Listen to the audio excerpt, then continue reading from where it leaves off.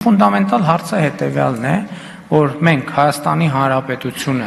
Հայաստանի ժողովուրդը ուզում է շարունակել Ղարաբաղյան շարժումը, թե չի ուզում շարունակել, այսինքն մենք պետք է շարունակենք Ղարաբաղյան շարժումը, թե պիտի չշարունակենք Ղարաբաղյան շարժումը, ես ազնիվ գտնված չեմ լինի, եթե շատ ուղիղ այս ամբիոնից իմ կարծիքը չասեմ, այն արձանագրումներից հետո, որոնք նախկինում արել եմ հենց այս ամբիոնից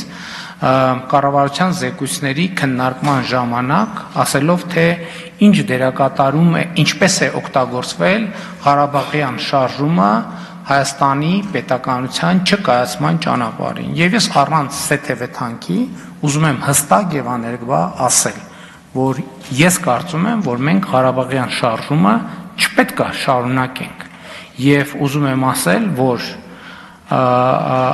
այն խաղաղությունը, որի ճանապարհով մենք գնում ենք,